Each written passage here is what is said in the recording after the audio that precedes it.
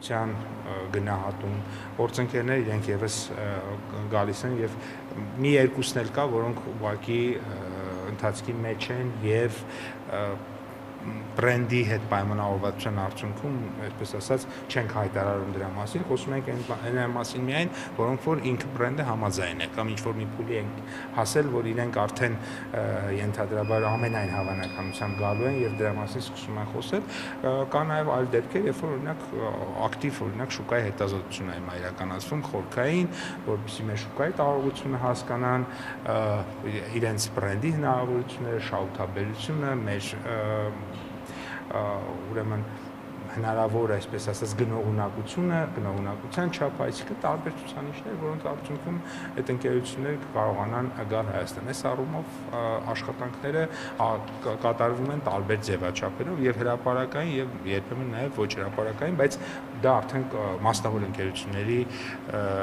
ցանկությունն է։ Պարոն Բաղրամյան, դուք ընկերությունների մասն եք արդեն խոսում, բայց ակնհայտ է, որ դեռևս բազմաթիվ դետալներ քննարկված չէ ճանապարհի հետ կապված։ Ինչպես եք դուք բանակցում մի բան մասին, երբ որ սկիզբը դեռ չկա դա։ Չէ, իրականում հայ-ամերիկյան համագործակցությունը ինքը միայն թրիփի մասին չի, ինքը շատ ավելի լայն է, օրինակ երբ որ շատ պատահական չէր, որ նաև օրեր առաջ 135 կարծեմ միլիոն դոլարի ուրեմն վարկային համաձայնագիր ստորագրվեց Արչին բանկի եւ Կոնտուր գլոբալի միջեւ եւ ըստ էության մեր լոկալ բանկը իրեն արդեն կարողանում է թույլ տալ ամերիկյան վերազգային կորպորացիային 135 միլիոն դոլարի վարկ տրամադրել, որը մի կողմից կոնսոլիդացիա, այսինքն հիմա այնտեղ ուրեմն Կոնտուր գլոբալը ուներ վարկեր, որոնց այդ վճարները երկրից դուրս էին գնում, մյուս կողմից էլ նոր ուրեմն ներդրումներ անում, հետեւաբար նոր միջոցներ իրեն պետք, որը արդեն վերցրեց, այսինքն դա նույնպես իմ կարծիքով օգոստոս 8-ի իհարկե process-ը մի փոքր ավելի շուտ էր սկսել, բայց այդ process-ը բոլոր կողմերին եւ բանկին եւ Կոնտուր գլոբալին վստահություն էր հաղորդել, որ միանշանակ պետք է անելու արագ, հենց օգոստոսի 8-ից հետո եւ ես կարծում եմ, որ մենք ապագայում ամերիկյան տնտեսության, ամերիկյան ապրանքանիշերի եւ ամերիկյան ներդրումների ավելի մեծ ներկայություն եւ շունչ կզգանք Հայաստանում։ Մի մտահոգություն կա, որ ամերիկյան ընկերությունների անվան տակ այստեղ ոչ թե ամերիկյան ընկերություններ են լինելու, այլ լինելու են թուրք ադրբեջանական ֆինանսական միջոցներ եւ ընկերություններ։ Ես չգիտեմ ինչ մտահոգությունն է, բայց օրինակ թուրքական ընկերություններ Հայաստանում դեռ կան 2012-13 թվականներից, ընդ որում դրանք ուղղակի Հայաստանի օրինակ նույն հագուստի մանրածախ առևտրի ցանցում մի քանի բրենդների ապրանքանիշերի տեսքով ներկայացված են, ընդ որում մեկի դեպքում շատ ուղղակի, այսինքն ոչ թե պես միջնորդավորված, այլ շատ ուղղակի եւ ուղղակի եւ ես իրականում ողջունում եմ այդ ներդրումները, որովհետեւ ցանկացած խաղաղություն, եթե ցանկացած խաղաղություն հարևանների միջև, եթե չամրապնդվի ֆինանսական ներդրումներով, այսինքն եթե մենք ուզում ենք կայուն խաղաղություն տարածաշրջանում, կարող են իրենք եւս այստեղ հական ընկերություններ։ Այդպես ձեր ասածը այդպես չի, այսինքն ձեր ասածը ճիշտ չի, բայց օրինակ ես շատ նորմալ եմ համարում, որ Հայաստանում օրինակ խաղաղության հաստատման պարագայում սահմանները բացելուց հետո օրինակ ինչու ոչ ներդրումներ կան, այդ թվում նաև թուրքական, մենք էլ գնանք այնտեղ ներդրումներ անենք, եթե ձեզ թվում է, որ հակառակ պարագայում մենք կարող ենք ունենալ կենսունակ պետություն, ապա նայեք մեր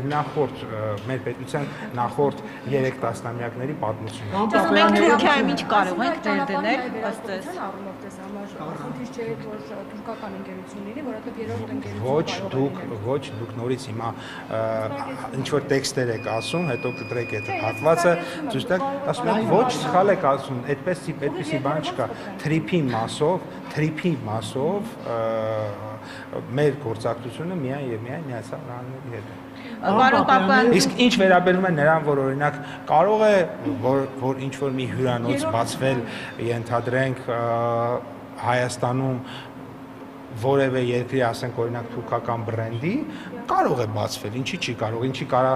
բանա կներեք էլի դուք ասացիք այդ բրենդի անունը 2012 թվականին ինքը կարա Հայաստանում բացվի 2026 թվականին այն մյուսը չի կարա Այն կոնտեքստում է հարցը տալիս մի րոպե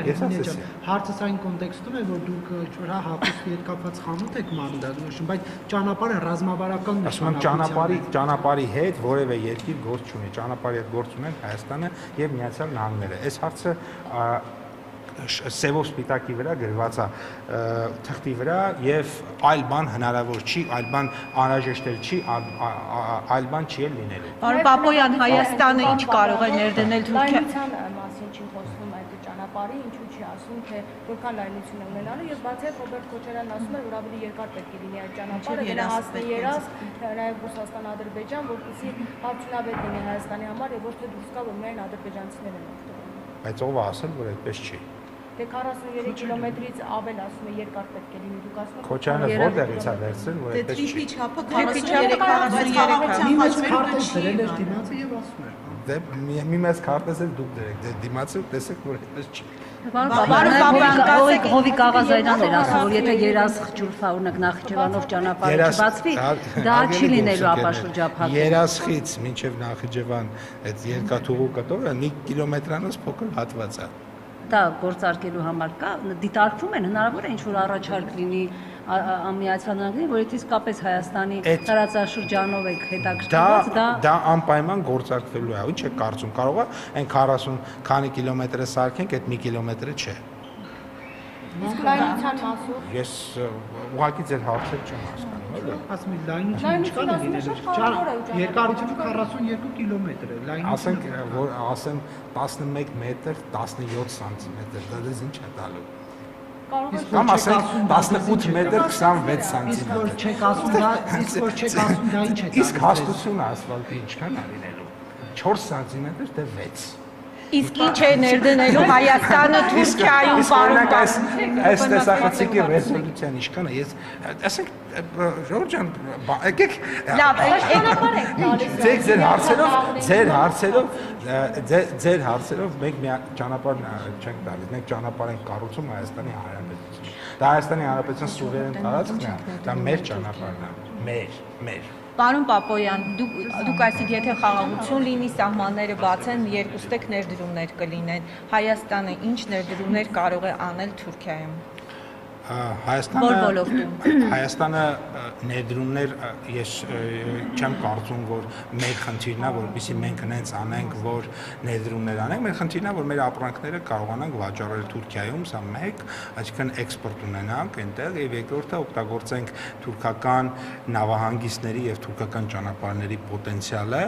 եւ այդ պոտենցիալի միջոցով մեր ապրանքները արտաքին աշխարհ երբ որ մենք հասցնենք դրանք կլինեն շատ ավելի մրցունակ քանի որ թուրքական նավահանգիստներով միջակայական ծով դուրս գալը մոտավորապես երևի 3 անգամ ավելի կարճ է, հետև եւ որը էականորեն ազդում է տրանսպորտային ծախսերի վրա եւ հետեւաբար ապրանքների մրցունակության վրա եւ իհարկե նաեւ օգտագործելով թուրքական ցամաքային եւ ծովային հնարավորությունները, նավահանգիստներ, ճանապարհներ, Հայաստան ներմուծվող ապրանքների գները էականորեն իջեցնել եւ դրանով նաեւ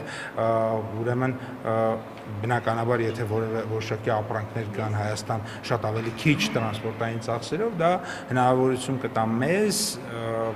շատ տրամաբանական է այստեղ ունենալ շատ ավելի մրցակցային միջավայր այդ ֆոն գնանկում տեղի ունենա եւ բայց չկա մի ապրանք որով կարելի ներդրում անել կա արդեն Թրամփի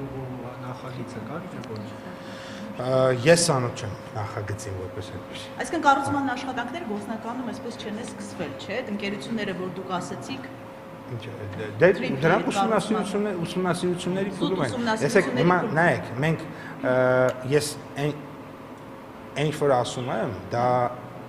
այդ չի նշանակում որ մենք այդքան սպասելու ենք չէ բայց չի կարա օրինակ այսօր որոշվի որ մենք օրինակ ճանապարհ ենք կառուցում վաղը դրա process-ը սկսի, չէ՞, ինքը ուսումնասիրություն կանգերություններ գալիս են ֆինանսավորման պայմաններ, նախագիծ, տեղանքին ծանոթացում եւ ինձ թվում է ավելի կոմպետենտ մարդիկ կան, ավելի կոմպետենտ մարդիկ կան, որոնք որ կասեն ես նման տեխնիկական հարցերի չեմ տիրապետում։ Ապա հնիստու պարոն Պապոյանը, Պուտինի եւ Փաշինյանի հայ-ամերիկյան ընկերությունը արդեն ձևավորվել է։ Ես նման տեղեկություն չունեմ։ Պարոն Պապյան, ԱՊՀ նիստում Պուտինի եւ Փաշինյանի միջև այսպես է տարաձայնությունը ԵԱՏՄ շրջանառության հետ կապված, թվերի հետ կապված, ինչու է այդպես, իսկ ըստ էության անկում է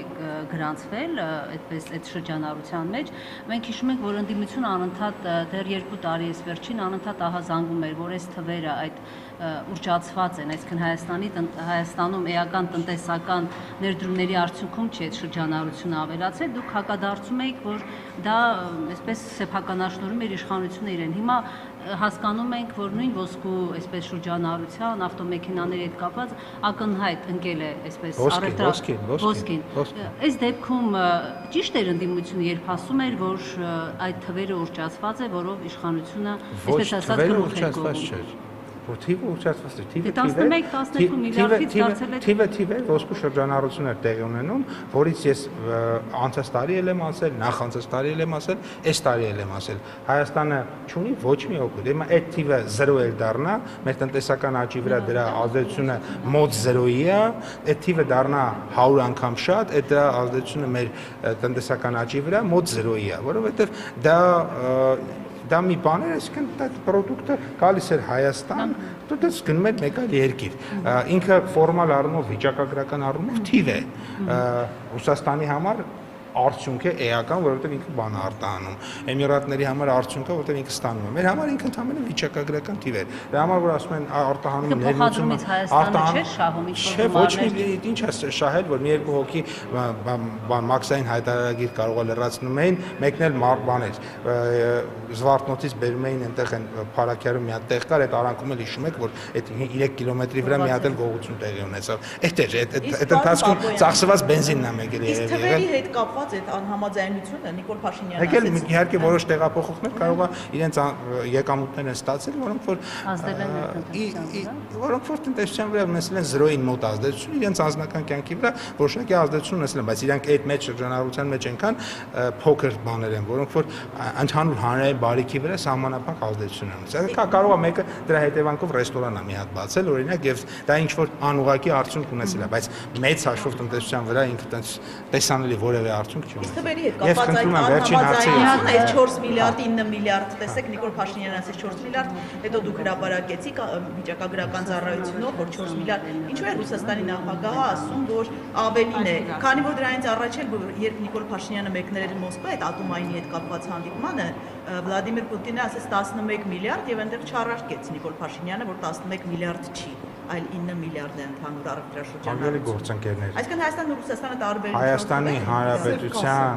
Հայաստանի Հանրապետության ազգային վիճակագրական ծառայությունը հրապարակում է թվեր ընդունված մեթոդաբանությամբ արդեն 30 քանի տարի է։ Հիմա թե որտեղ ինչպես են հաշվում, ես չեմ կարող ասել կամ ինչ թվեր որտեղ ինչ կա։ Մենք այլ բան չենք էլ կարող հրապարակել, եթե վիճակագրական ծառայությունը ասի 1 միլիարդ է, պետք է ասենք 1 միլիարդ է, ասի 11-ը, ասենք 11-ը։ Նայել ենք, տեսել ենք, չգիտեմ, 9-ը, ասել ենք 9-ը։ Չի կարող սխալվել վիճակագրական ծառայությունը հարցրել։ Սև կասա, կա Վլադիմիր Պուտինի սև կասայի թվեր։ Ես այդպիսի բաներից չեմ հասկանում, երևի դուք հասկանում եք, դրա համար այդպիսի հարցեր է գալի, ես չգիտեմ։ Մի հարց է ոլորտի հետ կապված։ Ֆերմերները ահազանգում են, որ ամբողջ Հայաստանում դաբաղ է տարածված, այդպիսի բան գոյություն չունի։ Ինչու՞։ Մենք բազմաթիվ իրականացնում ենք միջոցառումներ, որը շատ լավ իրականացնում ենք եւ այդպիսի բան։ Քիրը կա, չէ։ Բայց հարևան երկրներում կա, մենք հիմա վակցինացիա ենք անում։